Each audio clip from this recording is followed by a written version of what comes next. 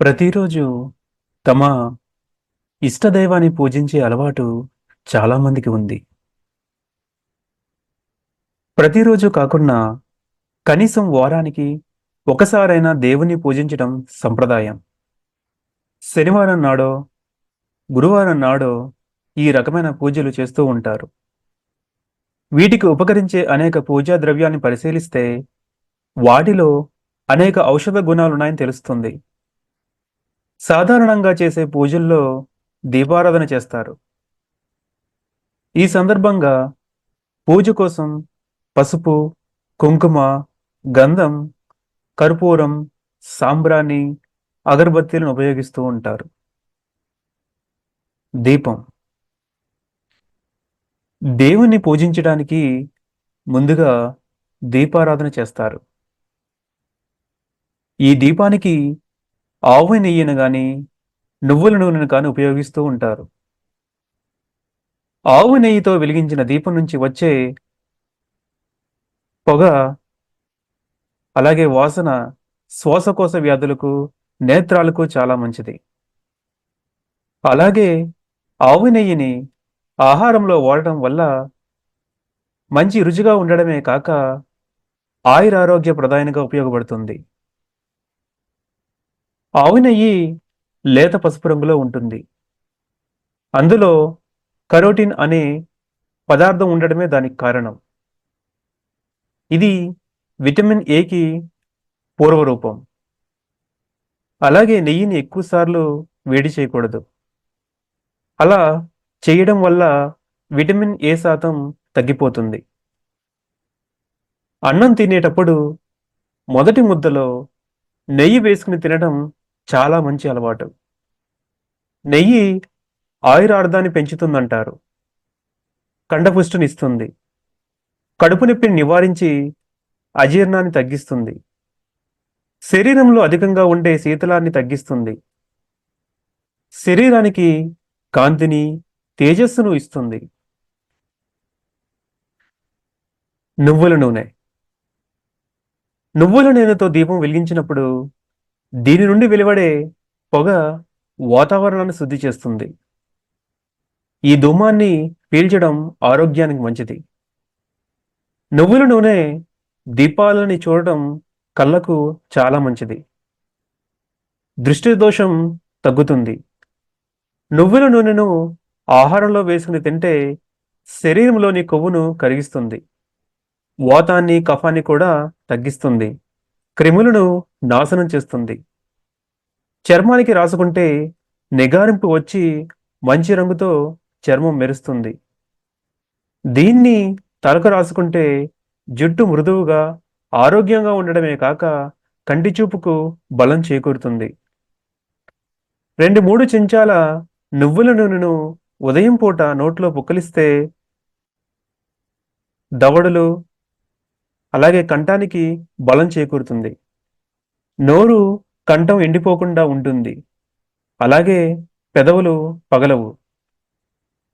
అలాగే పళ్ళు, చిగుళ్ళు గట్టిపడతాయి. బ్లడ్ ప్రెషర్ను కంట్రోల్ చేస్తుంది. తర్వాత మనం ఎక్కువగా పూజలో వాడేది పసుపు, కుంకుమ. పసుపు, కుంకుమ పూజకు ప్రధానంగా ఉపయోగించే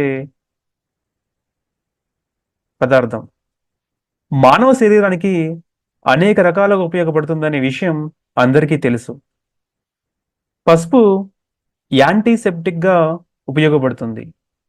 ఎక్కడైనా గాయం గాయం అయిన వెంటనే దాన్ని కడిగి పసుపొద్దుతారు. గాయంలో ఉండే క్రిములను పసుపు నాశనం చేస్తుంది. జలుబు చేసినప్పుడు వేడి నీళ్ళల్లో పసుపు వేసుకుని ఆవిరి పడితే కఫం, వాతం తగ్గి ఉపశమనం కలుగుతుంది. ముఖానికి పసుపు రాసుకుంటే కాంతి వస్తుంది. స్త్రీలకు ఆరోగ్య భోషణం వంటిది పసుపు. మహిళలు రోజు ఎక్కువసేపు నీళ్ళతో పనిచేయవలసి ఉంటుంది. వాళ్ళు రోజు కాళ్ళకు పసుపు రాసుకోవడం వల్ల నీళ్ళ తడికి చేతులు, కాళ్ళు వరిసిపోకుండా పసుపు కాపాడుతుంది.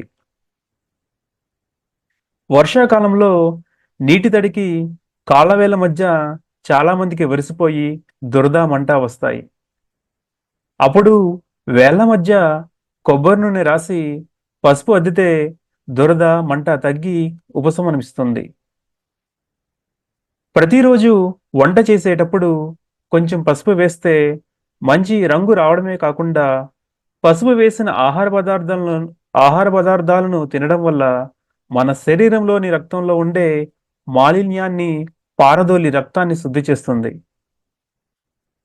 నుదుటిన పెట్టుకునే కుంకుమ వల్ల కూడా అనేక ప్రయోజనాలున్నాయి.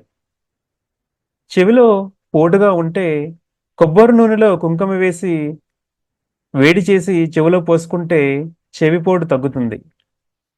అలాగే పిల్లలకు చెవులు కుట్టించినప్పుడు నూనెలో కలిపిన కుంకుమను వేస్తే నొప్పి తొందరగా తగ్గిపోతుంది. గంధం. దేవుని పూజించిన అనంతరం గంధాన్ని నుదుటిన బొట్టులా పెట్టుకుంటారు. దీనివల్ల శరీరంలో ఉండే వేడి తగ్గి చలవ చేస్తుంది, కళ్ళకు చల్లదనాన్నిస్తుంది, పైత్యం తగ్గుతుంది. దీంతో శాంత స్వభావం అలవడుతుంది. మంచి గంధాన్ని మొటిములపై రాసుకుంటే త్వరగా తగ్గుతాయి. చర్మ రోగాలను తగ్గించి కాంతిని, తేజస్సును ఇస్తుంది. ఎక్కువ జ్వరంగా ఉన్న వారి శరీరానికి చందనం రాస్తే తీవ్ర జ్వరతాపం తగ్గుతుంది. వేసవి కాలంలో మధ్యాహ్న సమయంలో చందనాన్ని శరీరానికి రాసుకుంటే చల్లదనాన్నిచ్చి ఎండలకు వచ్చే పొక్కులు రాకుండా చర్మాన్ని కాపాడుతుంది. కర్పూరం. దేవుడికి మంగళహారతి ఇచ్చేటప్పుడు హారతి కర్పూరాన్ని వెలిగిస్తారు. కర్పూరం వెలిగించినప్పుడు వచ్చే వాసనకు పరిసరాల్లోని సూక్ష్మక్రిములు నశిస్తాయి. జనాలు ఎక్కువగా ఉండే ప్రదేశాల్లో కర్పూరం వెలిగిస్తే అంటువ్యాధులు రాకుండా నిరోధిస్తుంది. కర్పూరం వాసన రక్త కణాల్లో ఉండే వేడిని తగ్గించి చల్లదనాన్నిచ్చి ఆందోళన, గుండె దడలను తగ్గిస్తుంది. కర్పూరం కళ్ళకు మంచిది. కర్పూరాన్ని మెత్తగా నూరి కొబ్బరి నూనెలో కలిపి తలకు రాసుకుంటే తలలో ఉండే పేలు, చుండ్రు కూడా తగ్గుతుందని చెప్పారు పెద్దవాళ్ళు. తర్వాత సాంబ్రాణి. ఉగ్రమూర్తులైన అమ్మవారికి, గ్రామ దేవతలకు సాంబ్రాణి పొగ వేస్తారు. సాంబ్రాణి పొగ అంటే దేవతలకు ప్రీతికరం. వాళ్ళకి ఇష్టమైన వాటితో ఉగ్రరూపులైన దేవతలను కొలిచి ప్రసన్నులు చేసుకుంటారు. సాంబ్రాణి మనకు కూడా ఎన్నో రకాలుగా ఉపయోగపడుతుంది. బాలింతరాలకు, పసిపిల్లలకు స్నానం చేయించిన వెంటనే సాంబ్రాణి పొగ వేస్తారు. దీనివల్ల వాళ్ళ ఒంట్లో ఉండే తేమ తొందరగా ఆరిపోయి జలుబు చేయకుండా ఉంటుందంటారు. ఈ పొగ వల్ల పరిసరాలు పరిమళభరితం కావడమే కాక సూక్ష్మక్రిములు, దోమలు, ఈగలు నశిస్తాయి. కనుక ఇప్పటికీ చాలామంది ఇళ్లల్లో పసిపిల్లలకు స్నానం చేయించాక సాంబ్రాణి పొగ వేస్తారు. అగరబత్తీల తయారీకి కావలసిన వస్తువులలో సాంబ్రాణి ప్రధానమైనది. ఈ విధంగా పూజా ద్రవ్యాల్ని పరిశీలిస్తే వాటి వల్ల అనేక రకాల ప్రయోజనాలు ఉన్నాయని తెలుస్తుంది. కనుక పూజా పురస్కారాల్ని చాదస్తంగా కొట్టివేయడం సమంజసం కాదు. ప్రతి పూజా ద్రవ్యానికి ఏదో రకమైన ఉపయోగం ఉంది. వాటిని విశ్లేషిస్తే ఇలాంటి విషయాలు అనేకం తెలుస్తాయి. పూజ మన సంస్కృతిలో ఎందుకు భాగమైందో, శతాబ్దాలుగా ఎందుకు నిలిచి ఉందో ఇలాంటి విషయాన్ని తెలుసుకుంటే అర్థమవుతుంది.